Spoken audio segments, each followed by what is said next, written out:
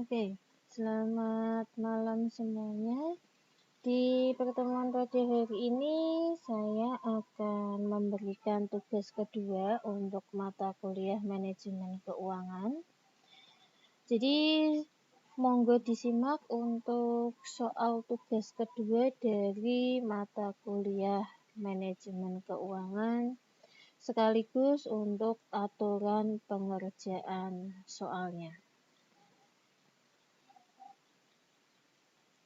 Jadi di bagian pertama saya akan bahas terlebih dahulu tentang aturan pengerjaan soalnya. Jadi untuk tugas pada mata kuliah manajemen keuangan ini, untuk tugas yang kedua, aturan pengerjaan soalnya adalah yang pertama, kerjakan semua soal yang ada dan kumpulkan jawaban Anda dalam format file PDF. Kemudian yang kedua, jawaban dikumpulkan dalam bentuk satu kelas, dijadikan satu folder. Kemudian yang ketiga, jawaban dikirimkan ke email saya paling lambat hari Minggu, tanggal 7 Maret 2021 jam 8 malam. Dan bagi yang tidak mengumpulkan tugas sampai batas waktu yang ditentukan, saya anggap tidak mengumpulkan tugas. Jadi itu adalah aturan pengerjaan soal yang pertama. Jadi sebelum saya lanjut ke aturan pengerjaan soal berikutnya maupun soal tugasnya, saya ingatkan bagi Anda jangan sampai lupa untuk absen disiakat ya di menu absensi yang sudah tersedia supaya absen Anda bisa tercatat oleh sistem secara otomatis. Jadi mengingat di sini sudah menjelang akhir perkuliahan ya di semester ini, jadi berhati-hatilah dengan absen Anda, jangan sampai ada yang bolong atau yang terlewat atau yang lupa absen ya, karena saya sudah tidak mencatat secara manual absen Anda. Oke, monggo disimak untuk aturan pengerjaan soalnya sebelum saya lanjutkan ke slide berikutnya.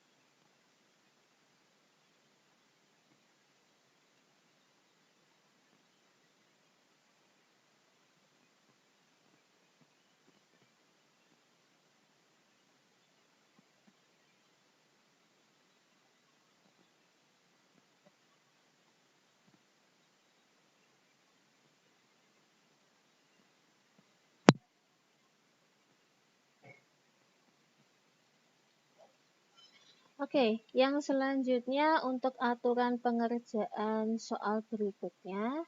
Jadi saya harapkan walaupun ini hanya tugas ya, tapi kerjakan sesuai kemampuan Anda sendiri dan bukan kopas dari jawaban teman Anda. Apalagi kalau sampai ada yang cuma ganti nama aja ya, kemudian dikumpulkan via email, jangan sampai terjadi seperti itu ya. Jadi harapan saya Anda bisa mengerjakan dengan jujur semua soal yang ada, ya, sesuai kemampuan Anda, sesuai apa yang mampu Anda pahami untuk materi yang saya berikan selama 1 semester ini. Kemudian kerjakan soal tugas dengan menyertakan soal dan baru Anda menjawab soal tersebut.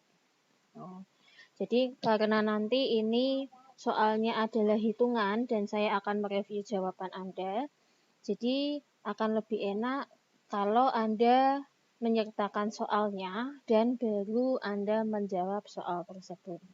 Jadi harapan saya juga, karena ini adalah soal hitungan, Anda kerjakan dengan teliti, kerjakan dengan sebaik-baiknya, dan jangan lupa bahwa ini menggunakan tabel present value dan tabel future value.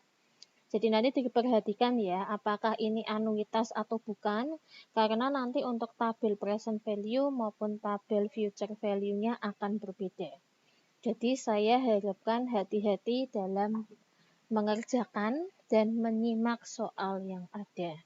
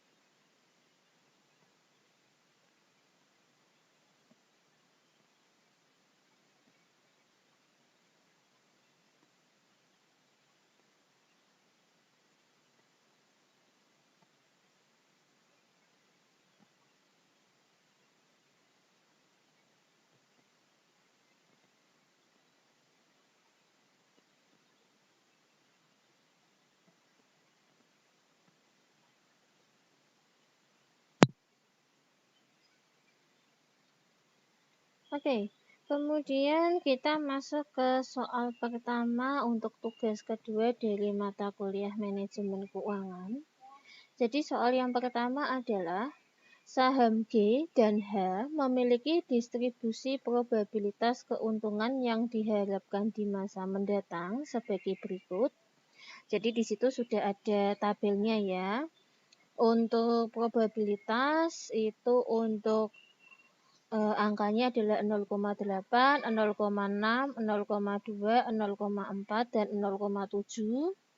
Kemudian tingkat keuntungan saham G adalah 20, 5, 24, 48, dan minus 25. Kemudian tingkat keuntungan untuk saham H adalah 10, 15, 35, minus 12, dan 33. Kemudian pertanyaannya adalah yang A, hitunglah tingkat keuntungan yang diharapkan untuk masing-masing saham. Kemudian yang B, Hitunglah deviasi standar dan koefisien variasi dari keuntungan yang diharapkan untuk masing-masing saham. Kemudian yang C, saham manakah yang relatif lebih berisiko. Ya. Jadi itu adalah soal pertama untuk tugas kedua mata kuliah ini. Jadi sebelum saya lanjutkan, monggo disimak kembali untuk soal nomor pertama.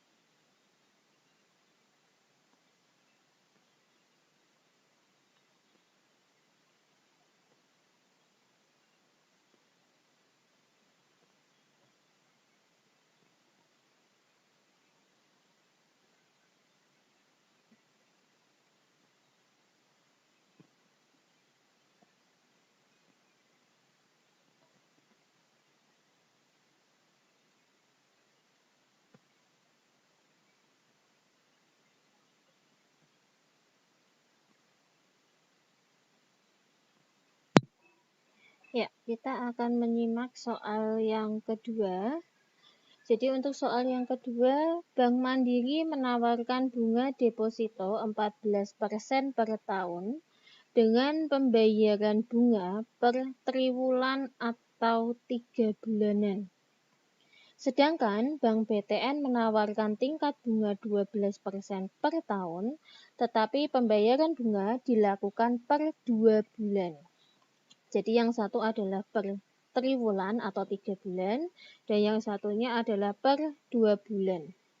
Jika risiko menabung di kedua bank tersebut adalah sama, bank manakah yang sebaiknya dipilih untuk menyimpan uang tersebut? Itu adalah soal yang kedua dari tugas mata kuliah ini.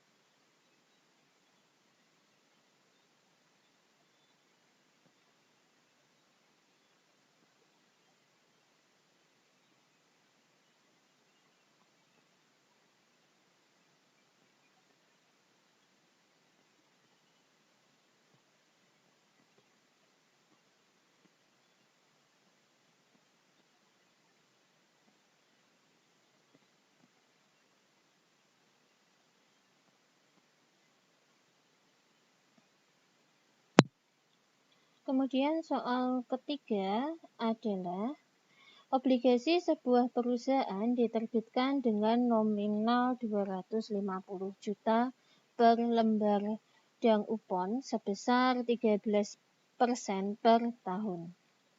Obligasi tersebut akan jatuh tempo dalam waktu 6 tahun.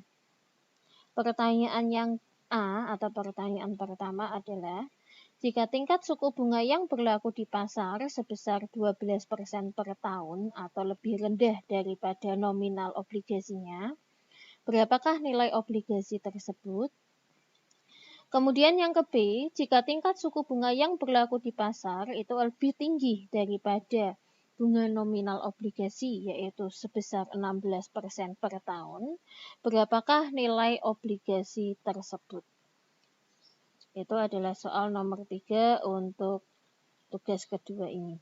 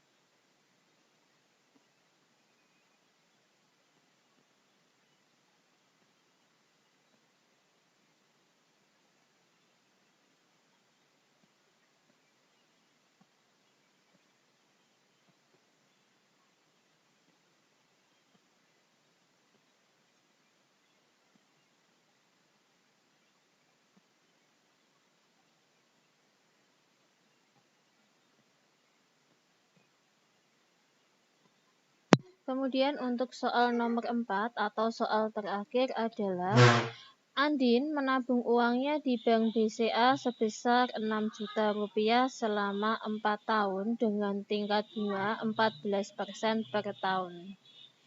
Untuk pertanyaan yang A atau pertanyaan pertama adalah berapakah jumlah uang tabungan Andin? Ya, di sini saya ralat terlebih dahulu ya. Pada akhir tahun keempat, jika ia tidak pernah mengambil bunga tabungannya. Kemudian pertanyaan yang kedua adalah berapakah jumlah uang tabungan yang akan diterima oleh Andin pada akhir tahun keempat apabila suku bunga pada tahun pertama sebesar 12%, pada tahun kedua sebesar 13%, serta tahun ketiga dan keempat dengan bunga yang sama yaitu sebesar 14%.